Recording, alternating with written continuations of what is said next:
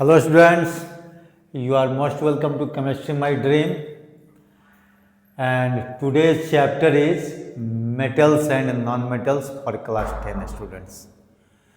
And we have the topics today: physical and chemical properties of metals and non-metals. तो इस chapter के पहले जो हमने आपको बताया हुआ है, दो चैप्टर आपको हमने टीच किया है अब तक। नंबर 1 जो है वो है chemical reactions and chemical equation, जिसमें हमने आपको कैसे केमिकल रिएक्शन और केमिकल इक्वेशन लिखते हैं वो मैंने आपको बताया हुआ है। Types of chemical equation, types of chemical reactions, है ना, वो हमने आपको बताया है। उसका फिर हमने इक्वेशन लिखा और फिर जो है वो मैंने आपको बताया भी कि इस चैप्टर का इम्पोर्टेंस क्या है। मैंने बोला था कि केमिकल इक्वेशन जो चैप्टर 1 का है वो इतना इम्पॉर्टेंट है कि उसका जो इफ़ेक्ट है वो चैप्टर 2 और चैप्टर 3 पर भी पड़ता है, और लगभग चैप्टर 2 और चैप्टर 3 का जो है आप 80 से 90% काम जो है उसी केमिकल इक्वेशन पर कर लेते हैं। लेकिन अगर केमिकल इक्वेशन को आपने सही नहीं लिखा तो फिर सारा जो एफर्ट है वो बेकार चला जाएगा। क्यों? क्योंकि उसमें जो फॉर्मूला होता है रिएक्टेंट और प्रोडक्ट का, वो क्या होना चाहिए? बिल्कुल ही सही होना चाहिए। और वो फॉर्मूला जो है, जो आप वैलेंसी एक्सचेंज करके लिखते हैं केटाइन और एनाइन का, तो वो बार बार रिटन प्रैक्टिस करने के बाद ही जो है आप कॉन्फिडेंट होते हैं। नहीं तो फिर क्या होगा कि वो फॉर्मूला अगर बाय द वे रॉन्ग हो गया तो फिर इक्वेशन भी रॉन्ग हो जाएगा और उस पर जो भी काम करेंगे वो रॉन्ग हो जाएगा। तो आज देखिए चैप्टर 3 में है मेटल्स एंड नॉन मेटल्स। आप जानते हैं कि ये मेटल्स नॉन मेटल्स क्या होते हैं। हमने एलिमेंट का क्लासिफिकेशन बताया था आपको, जहाँ पर हमने क्लासिफिकेशन ऑफ वो मैटर जो लिया था उसमें फर्दर हमने एलिमेंट को क्लासिफाई किया था metal, non metals and metalloid में। तो देखिए यही जो चैप्टर है मेटल्स एंड नॉन मेटल्स, उसी में मेटलॉइड भी आ जाएगा। लेकिन पहले हम लोग मेटल्स नॉन मेटल्स अच्छी तरह से पढ़ लें, और फिर देखिए उसका जो मेन टॉपिक है मेटल्स एंड नॉन मेटल्स का, वो है physical and chemical properties of metals and non metals. तो सबसे पहले मेटल्स के लिए जो है हम लोगों को एक छोटा सा डेफिनेशन ले लेना है कि मेटल क्या होता है। तो देखिए मेटल जो है वो कहता है कि इसको दो तरह से आप डिफाइन कर सकते हैं, है ना। पहला देखिए, पहला डेफिनेशन जो इसका होगा वो कहता है कि इट हैज़ टेंडेंसी टू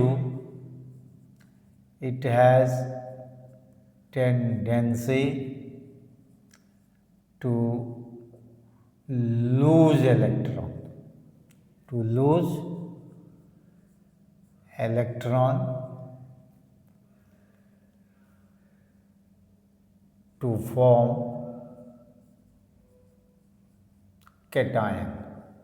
एक ये देखिए, एक ये हो गया, it has tendency to lose electron to form cation, ठीक है।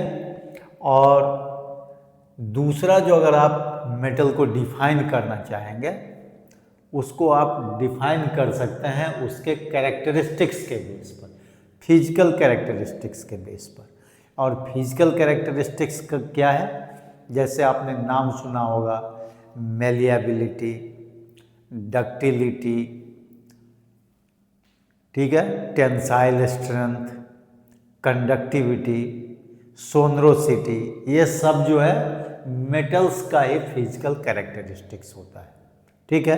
तो उस कैरेक्टरिस्टिक्स के भी बेस पर आप जो है मेटल को डिफाइन कर सकते हैं। ठीक है, तो it has tendency to lose electron to form cation, और इसके लिए आपके पास में ढेर सारे एग्जांपल्स होते हैं। जैसे मान लीजिए अगर सोडियम मेटल है तो सोडियम क्या करेगा कि वो एक इलेक्ट्रॉन लूज करने के बाद वो सोडियम प्लस, एक प्लस जो है इस पर डेवलप होगा। ठीक है, जितना इलेक्ट्रॉन लूज करेगा उतने ही इस पर प्लस चार्ज डेवलप होगा। तो ये हो गया सोडियम कैटायन। ठीक है, तो ये कैटायन बनाएगा बाय लूजिंग इलेक्ट्रॉन। उसी तरह से जैसे मान लीजिए आपके पास में मैग्नीशियम है, तो ये मैग्नीशियम भी 2 इलेक्ट्रॉन लूज करके Mg2+ बनाएगा। एल्युमिनियम है तो एल्युमिनियम 3 इलेक्ट्रॉन लूज करके Al3+ बनाएगा। तो दीज आर ऑल जो है क्या हो गए, मेटल्स हो गए। Sodium, magnesium, aluminium, they are all metals. ठीक है, उसी तरह से अगर आप नॉन मेटल्स की बात करेंगे तो नॉन मेटल्स जो होते हैं जस्ट इसका ऑपोजिट आप लिखेंगे, it has tendency to gain electron, gain electron to form anion. वहाँ कैटायन और यहाँ एनायन। तो इसके लिए भी ढेर सारे एग्जाम्पल आप दे सकते हैं। जैसे मान लीजिए फ्लोरीन है, ये फ्लोरीन एक इलेक्ट्रॉन अगर गेन कर लेता है तो F- बनाएगा। ठीक है, Cl अगर एक इलेक्ट्रॉन गेन करेगा तो Cl- होगा। ऑक्सीजन है, ये 2 इलेक्ट्रॉन गेन करने की टेंडेंसी रखता है तो O-2 बनाएगा, या 2- कुछ भी लिख सकते हैं। उसी तरह से नाइट्रोजन है तो नाइट्रोजन 3 इलेक्ट्रॉन गेनर होता है, तो ये देखिए N-3 या 3- जो भी है ये बनाएगा। तो इस तरह से फ्लोरीन, क्लोरीन, ऑक्सीजन, नाइट्रोजन जो है ये सब के सब क्या हो जाएंगे, नॉन मेटल्स हो जाएंगे। ठीक है, और नॉन मेटल का दूसरा भी जो आप डेफिनेशन देंगे वो देंगे on the basis of physical characteristics. जैसे आपने मेटल्स में दिया कि metals are malleable, ductile, conductors, है ना, हैविंग टेंसाइल स्ट्रेंथ, ये सब सारा कुछ आप देते हैं मेटल्स के लिए। उसी तरह से नॉन मेटल्स के लिए आप दे सकते हैं कि non metals are not ductile, not malleable, but non metals are brittle. Brittle, brittle का मतलब क्या होता है कि when it is dropped on a hard surface it gets into pieces, मतलब टुकड़े में टूट जाते हैं। तो ये नॉन मेटल्स हो गए। तो इस तरह से ये तो ठीक है, मेटल्स और नॉन मेटल्स का डेफिनेशन हो गया। अब कहता है कि मेटल नॉन मेटल को हम आइडेंटिफाई कैसे करेंगे। तो मेटल और नॉन मेटल को आइडेंटिफाई करने के लिए आपके लिए एक बहुत ही सिंपल सा टेक्निक है, how to identify metals and non metals. तो इसके लिए मैं आपको आपके लेवल के लिए यहाँ लिख देते हैं, identification of metal and non metal. Non metal, तो देखिए यहाँ पर आप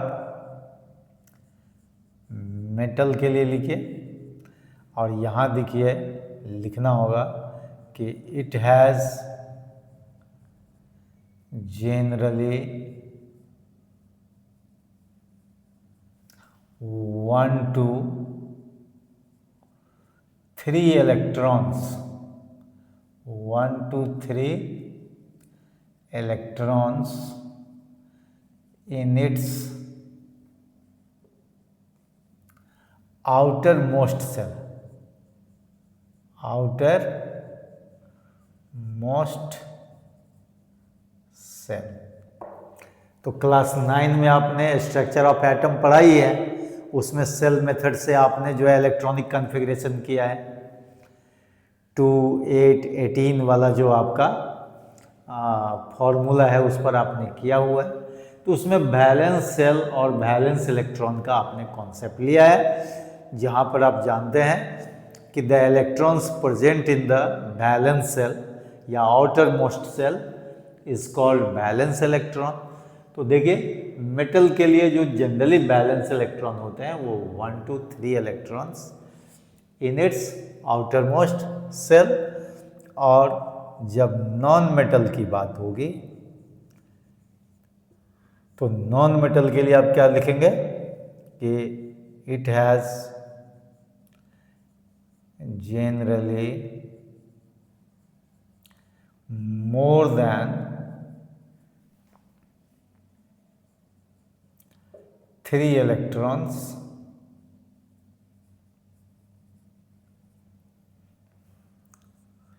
in its valence cell। Valence shell को ही आउटर मोस्ट सेल बोलते हैं, ठीक है।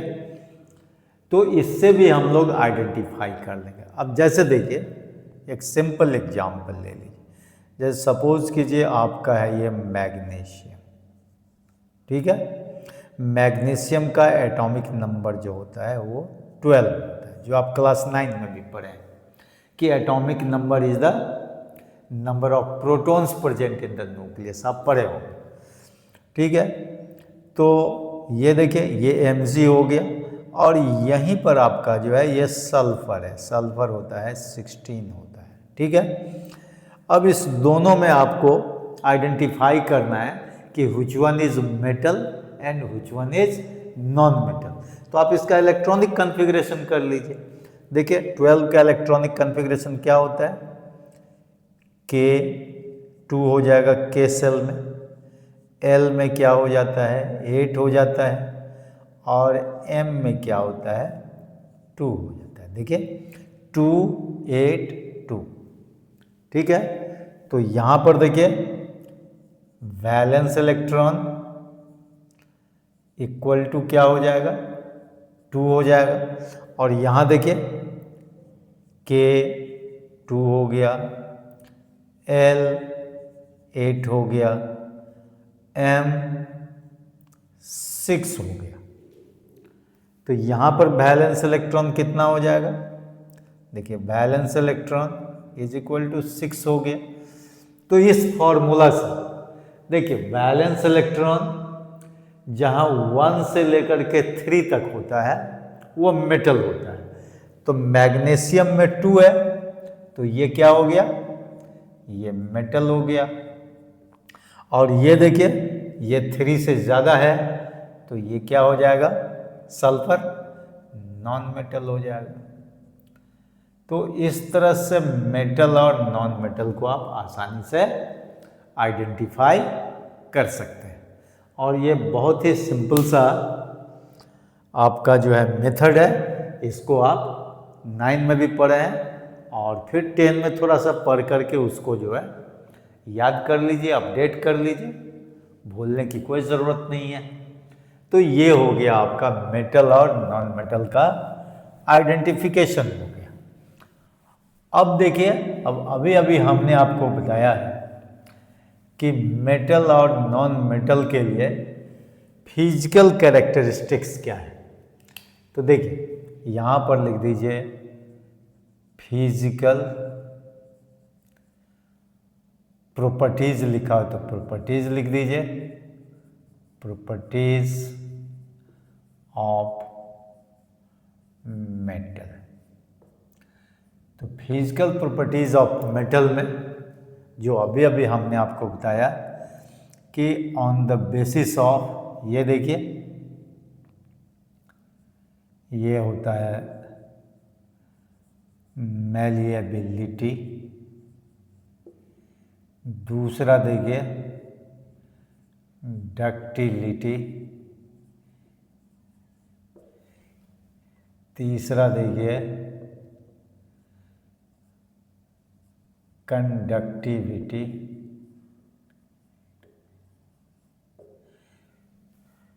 चौथा है आपका sonority,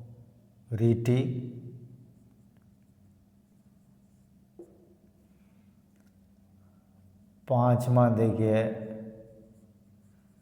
tensile strength,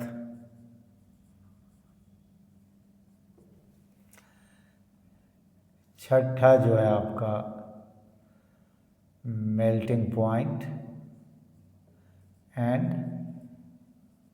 boiling point.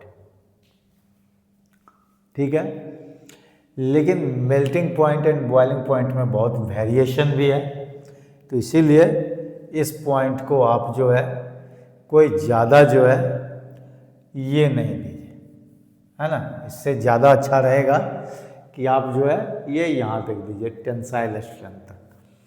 तो अब देखिए ये सब जो फिजिकल कैरेक्टरिस्टिक्स ऑफ मेटल्स है। मेलिएबिलिटी का मतलब क्या हुआ? This is the property of a metal by which it can be hammered into thin sheets, है ना। थिन शीट्स बनाया जा सकता है, पतले चादर की तरह जो है बनाया जा सकता है। Ductility,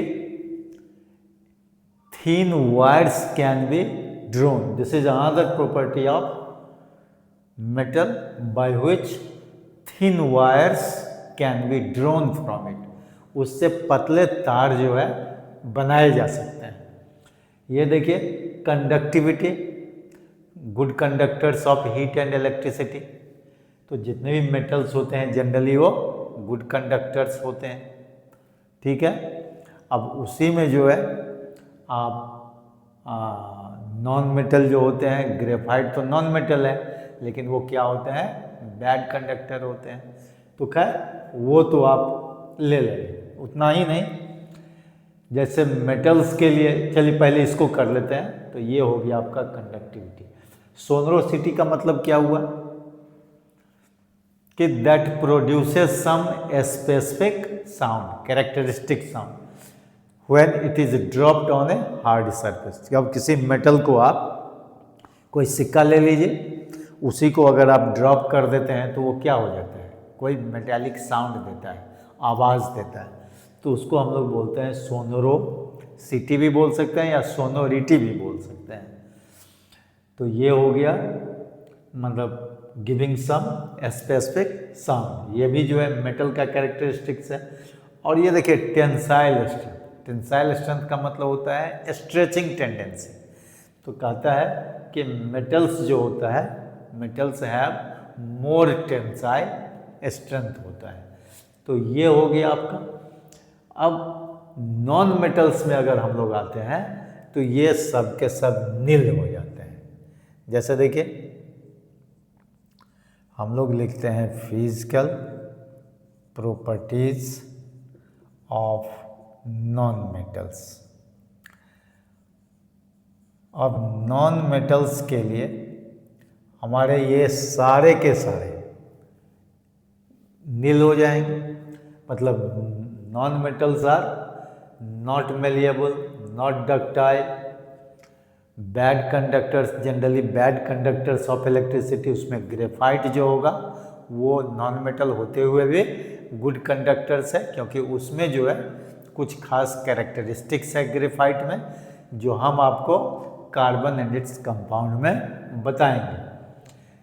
this produces no specific sound, कोई साउंड प्रोड्यूस नहीं होता है, और इसका टेंसाइल स्ट्रेंथ भी कम होता है इन कंपैरिजन टू मेटल, है ना। तो ये टेंसाइल स्ट्रेंथ मेटल के लिए होता है। तो ये सब तो नॉन मेटल्स के लिए हो गए, ठीक है। लेकिन नॉन मेटल्स में होता क्या है, ये सब चीज़ तो नहीं होता है, जैसे मेलिएबिलिटी, डक्टिलिटी, कंडक्टिविटी, सोनरोसिटी और टेंसाइलेशन, ये सब नील होता है जनरली। लेकिन इसमें होता क्या है, तो वो होता है ब्रीटलनेस। देखिए, ब्रीटलनेस,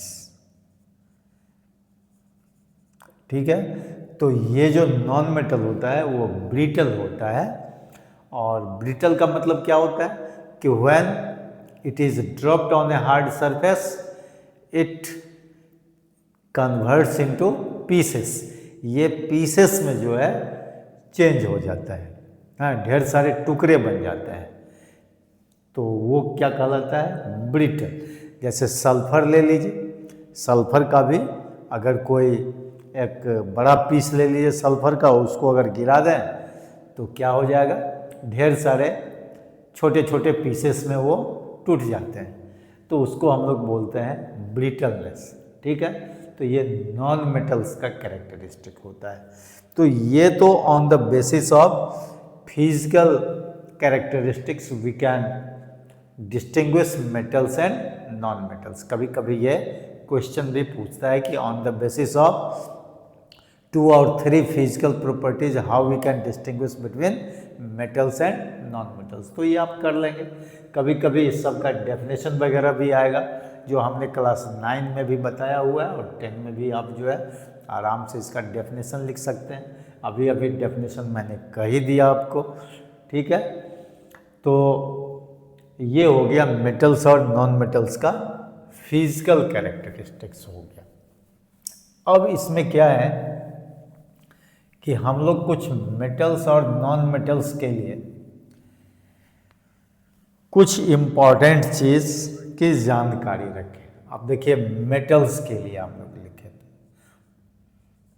हम केमिकल प्रॉपर्टीज जानने से पहले मेटल्स के लिए कुछ और भी चीज़ें लिखते हैं। अब वो क्या होगा, देखिए यहाँ पर गोल्ड जो होता है, देखिए, या ये आप दे सकते हैं गोल्ड, जिसको हम लोग AU से डिनोट करते हैं। ये देखिए प्लैटिनम, PT होता है, इसको हम लोग लिखते हैं प्लैटिनम।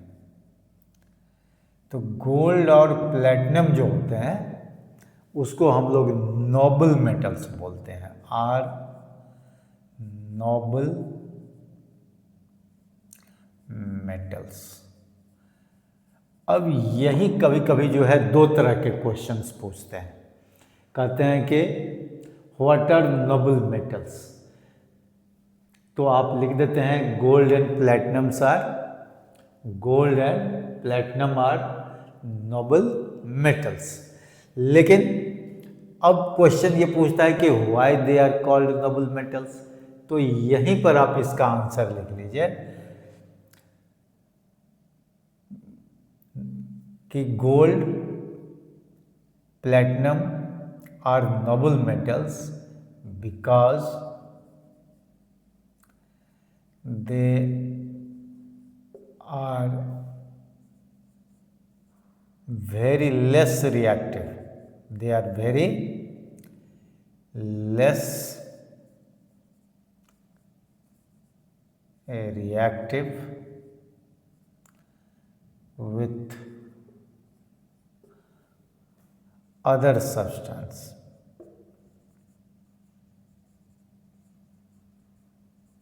देखिए, तो नोबल मेटल्स क्यों है, क्योंकि ये जो है बहुत ही कम रिएक्टिव है, less reactive with other substance, इसीलिए इसके कंपाउंड्स जो होते हैं नेचर में बहुत कम होते हैं, ठीक है। तो ये देखिए, अब इसी जगह पर एक आता है एक्वारेजिया, जो आपको आगे भी हम बताएंगे। अब ये एक्वारेजिया क्या होता है, देखिए इसी गोल्ड और प्लैटिनम के लिए एक्वारेजिया आया है। कहता है कि एक्वारेजिया जो है वो देखिए ए मिक्सचर ऑफ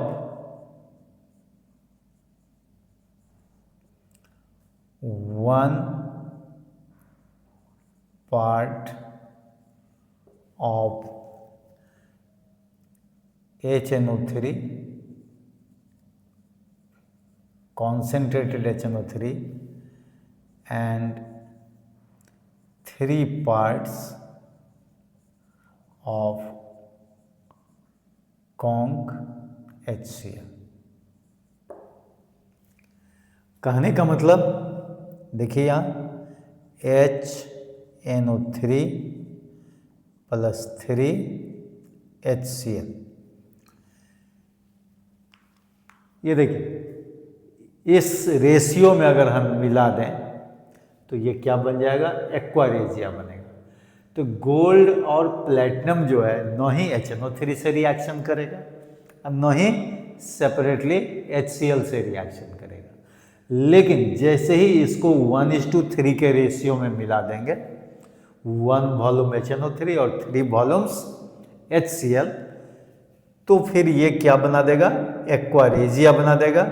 और ये जो है गोल्ड के साथ ये रिएक्शन कर लेगा, प्लेटिनम के साथ रिएक्शन करेगा। और कैसे करेगा ये हम आपको बताते हैं। देखिए ये बना देता है NOCl plus H2O plus Cl बनाता है। ये देखिए नेसेंट क्लोरीन। अब ये आप चाहें तो इसको देखिए बैलेंस कर सकते हैं। ये